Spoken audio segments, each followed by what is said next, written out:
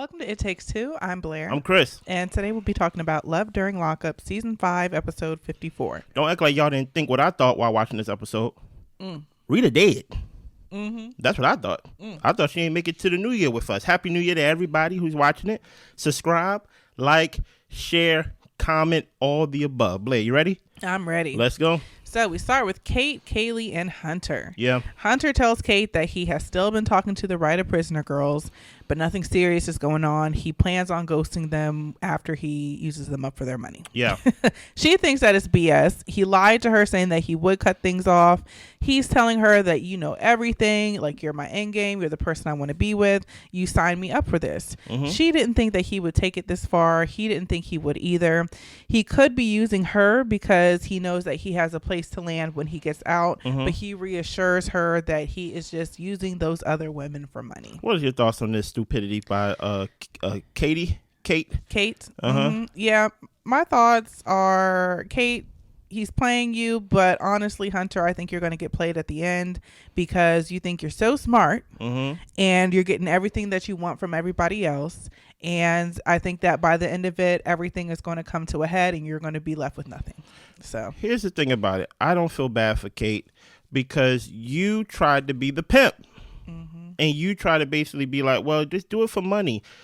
Like, what make you think, like, just out of curiosity, what makes you so special outside of the ones that's giving him money, making sure that he's supporting himself, that you like, you know what, we gonna use these women together. And now it's so happy that he fell in love with one of them. I'm not sure he's going to be with Kate or choose Kate, to be honest. The other one already got tattoos on her and things like that. She's buying her own ring, and she seems kind of unhinged a little bit. You get what I'm saying? So that's why I'm like, I think Kate put herself in this situation. Hunter, I didn't expect much from nobody, especially nobody behind the wall. You get what I'm saying? But she put herself in this position, and for her to cry and to act like, oh my God, woe is me. How could you do this to me? I'm just like her black friends just over there laughing at her. You get what I'm saying? Let's keep going. So we see Kate riding her horses. This is a new day. He ends up calling her and apologizes. She's willing to forgive this and take it as a one-off. This relationship, the relationships need to be done or Kate is going to be out. He says that they are gone and he wants her to trust him. So Kaleigh, which we see is 10 miles away, Hunter calls her. She tells him that she went wedding dress shopping. She got her own engagement ring, and he tells her to rock it. He has a deep connection with Kaleigh, but he still doesn't know who he wants to choose. He tells Kaleigh that they added an additional 30 to 60 days to his time due to their risque video visit. And they have gotten their video visit privileges and in-person visit privileges taken away because of how much was shown and done. What do you think Hunter was doing in that video? At that, Kaleigh, y'all are nasty, right? I mean, Kaleigh says she was like showing every inch and corner of her body. She was busting it open, man. Now I have to ask Kaleigh, is this the first prisoner you ever did this for? Or did this too? For you to feel so comfortable to share yourself with not only him, but also everybody who gotta watch that and things of that nature. Exactly. Right. So like that's why I'm like, she's unhinged. Yeah. You know what I mean? All of this is just daddy issues. That's all it is. Anything else you have to add to that? No. Oh, let's keep going. So we get to Sam and Krystal. Yeah. She apologizes for getting mad at him yesterday. As we remember, she hung up the phone and told him, if you want to sleep with somebody else, then go ahead and do it. Wow, she got a whole girlfriend or whatever behind the wall. Exactly. Okay. So Sam and his friend were recovering from their night out. They had a little too much to drink. He still plans on visiting her today. He tells us that he visits her twice a month.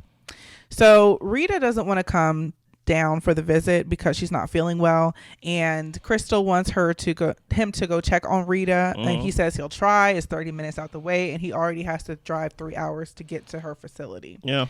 So Krystal was raised by her grandmother. She spent some time with her dad and her stepmom, but that was a toxic situation. He's sacrificing a lot, and he would like for Krystal and Rita to appreciate it and kind of take the burden off of him a little bit as well. He's being held responsible for what happens outside of the prison when he can't control Rita. Mm-hmm. So Cam thinks that Sam might have a savior complex as far as running around doing all this stuff for Krystal and Rita, but he also doesn't want his friend putting his life on hold and putting his life on the line for somebody who's away. Okay. So Krystal tells him, go ahead and go by Rita's house to check on her. Yeah. So he ends up checking on her. He knocks on the door. She doesn't answer. He calls her, leaves her a message. So he's telling Krystal, like, look, I went over there. She didn't answer, but I'm about to head over to you. I still got to make this 3-hour drive. Yeah. So she ends up calling her grandmother. She gets in touch with her, and she's not feeling well. She has a cold, so she wasn't going to go. But Sam also knows that Rita isn't the most reliable and is always like pulling teeth trying to get her to make these visits. We also learned that she is going to be up for parole, to hopefully get parole this year. If not, then she's going to have to serve an additional 7 years. But we learned that he told her at one point he got a parole lawyer. He did not secure one at the time, but since he actually has gotten one. So, that caused an issue. They already have trust issues because she has trust issues, but that was another layer. That was weird to me. That also lets me in, give me some insight on his character. Why would you promise someone a lawyer and she never got that lawyer back in the day? Okay, when it comes to Rita, this old lady, I got some questions. You thought that it was weird that he was knocking on the door and that's what he left it as? Like, oh, okay, well, she didn't answer the door. Yeah, I thought that he would call for a wellness check or like something like that. If it's not like her to not answer and not pick up and not come to the door, then I was thinking that he would try to get somebody to go in and check on her. Yeah, and just for a little bit more insight, one of the reasons why he didn't want to go is because it's 30 minutes the other way compared to, besides going 30 minutes on the way. Exactly. So he had to go the opposite way, 30 minutes to add more time to his 3-hour drive already to Krystal. Yeah. So the fact that he just knocked on the door and just thought that, oh, well, it is what it is, I thought that was weird. Especially how he was introduced to us as if he was close with the grandmother as well. You know what I'm saying? So I'm like, he made it sound like, oh, this old lady who I really don't know like that, but he moved there for them. Yeah. You get what I'm saying? I got a few things to say about this criminal, this inmate, Krystal. She over here behind the wall talking about I really got 7 years left on my sentence, right? But I'm up for parole and hopefully I get it, right? And she's putting the burden on this sucker named Sam, talking about make sure she's well. She's all I have. I won't be okay if something happened to her. Wait a minute. You're in prison. Yep. It was your job to make sure she was okay, right? So, like, to put it on me as if I am the one that's supposed to make sure she's fine is crazy. And the fact that Sam put himself in this position is even crazier. He don't think highly of himself because you're not going to put the burden, because I understand that her mother passed away or something like that. Well, she was in prison 3 months after she exactly. got in prison. So she passed away only 3 months into her whole time. And now you want me to keep the person that's older than your mother alive? The way life works is, guess what? The old lady died first, and then your mama, and then you, and then your kids. That's how basically the cycle of life's supposed to happen. But you want me to magically keep this old person alive who I don't know like that outside of us being together, and yet put the burden of like, make sure she's good or else I won't be good. The burden's on you. Sorry for the burden. Listen here, it's not my job to keep that old lady alive. It's not. It's your job to make sure that she stay alive by making sure you stayed out of trouble, by making sure you wasn't behind the wall, by actually being present. Yeah. Right? So like Krystal is just, she's a user. She's a manipulator, right? She's not a good person. Yeah. From the character she shows to me on the show. I don't know that woman. Yeah. For me with Sam wants to be in this position. He married the lady. He's taken on everything and all of her family and everything that comes along with it. Yeah. So honestly, I don't feel bad for him. Not at all. If he wants to start creating boundaries and saying what he will and won't do, then he needs to start doing it. Otherwise, I think he likes it. Like the friend said, he might have some type of savior complex because you over here telling her that you got a lawyer for her, but you don't have a lawyer. Probably because you couldn't afford one, but you wanted to appear a certain way in her eyes, which is just kind of like, if you want to appear that way and do all these things so you can be the hero in her story, that's great. But honestly, I think she still looks at you like a sucker either way. Oh, 100%. So we move on to MJ and Willie. Okay.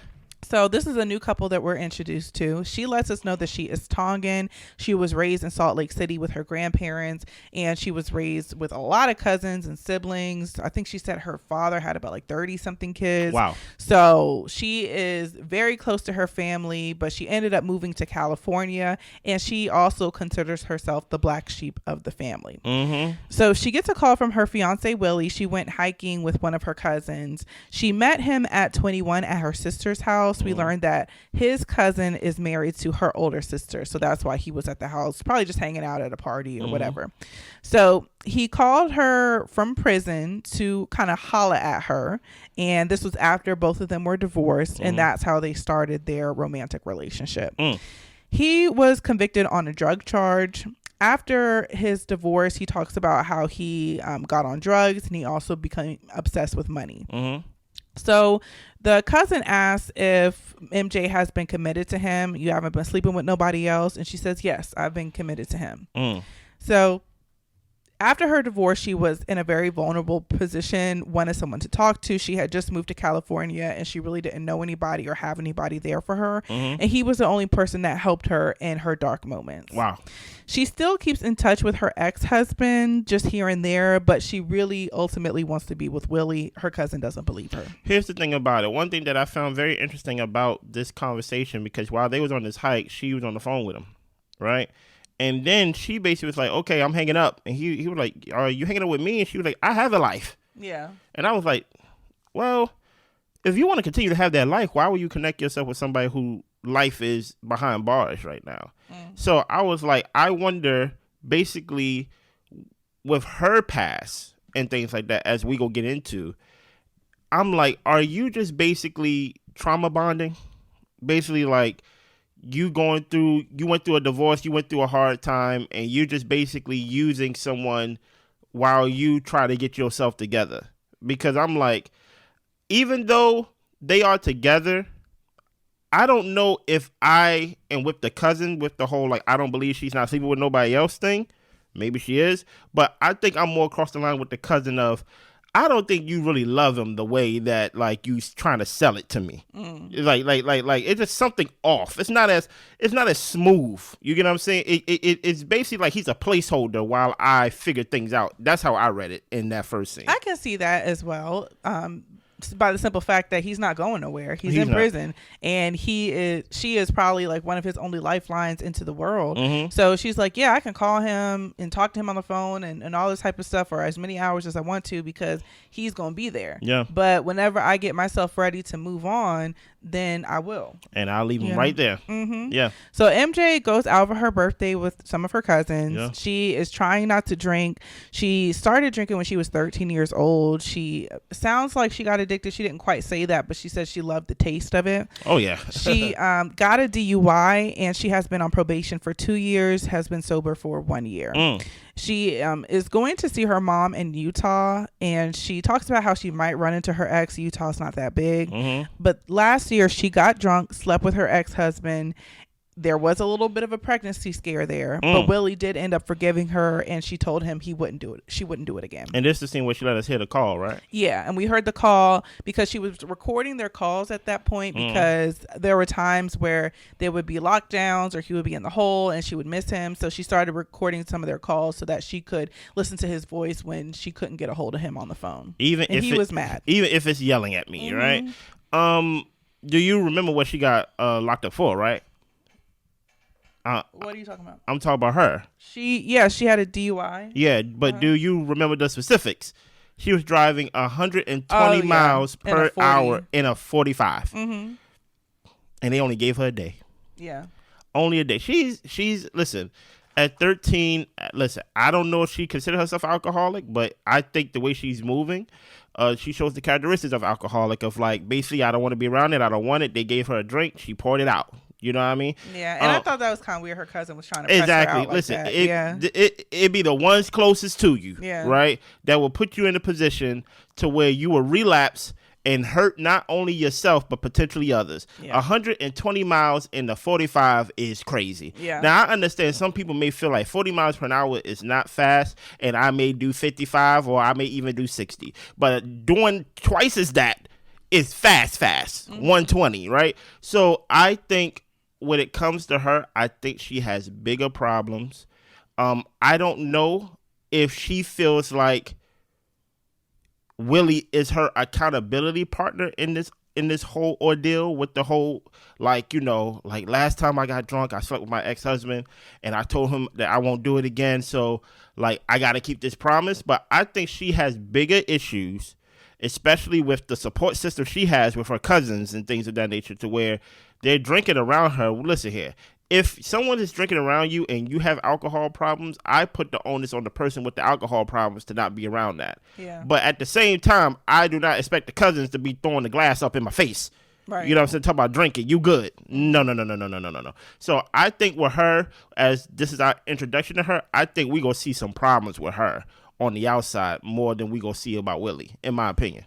Yeah, I don't know. I'm interested in seeing more about her. I like the fact that she has like this family dynamic. But I also think it's kind of strange that she said like he was the only person that was really there for her in her dark moments. When people say stuff like that, I'm just like, so like, did your family just up and leave like when you were in your dark moments? You're usually lying. Because I think about to like a previous season where this guy was on drugs. I think it was his Michael or whatever, and he was like a gay guy and he was dating this guy in prison, and he was on drugs, and he was talking about, yeah, this guy that I'm with, like, he was really there for me, let alone he's been living in his parents' house, and his parents were the ones who found him OD and took him to the hospital, but he's like, this man in prison is the only one who was there for me. So I don't know, like when I hear that, and especially with her saying how close knit she is with her family, and how in every scene we've seen her with her family, I'm just like, was he really the only person there for you? No. Or is it that you just like the kind of romantic aspect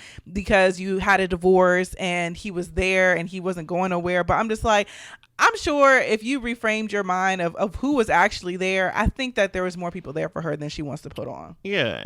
And sometimes as people, we want to be with people or be around people who are doing less than us. Maybe it's like she feels like my life is a mess. I was caught driving 120 to 45.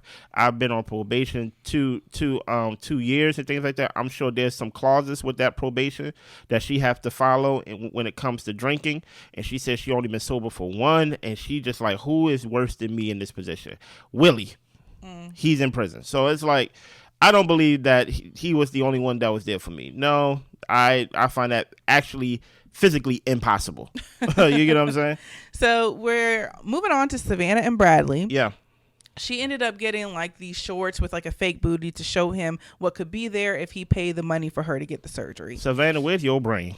Bradley is not paying for that. No, he's not. She ends up grabbing her mom's wedding dress and jokes that, this is what she's going to be wearing, and she wants to get married at a courthouse. He's not feeling it. He says, you don't want to pay for a wedding, but you want me to pay for a BBL. And they aren't even engaged at this point. Not even. So she's talking about how she's going to spend some time with Bradley's sister, Alyssa, but Alyssa is chaotic. If there isn't drama, she is creating it. Yeah. He doesn't think that they should hang out. Apparently, Alyssa put hands on Savannah at one point, and to Bradley, he's done with his sister, and he doesn't see why Savannah's even talking to her anymore. Yeah.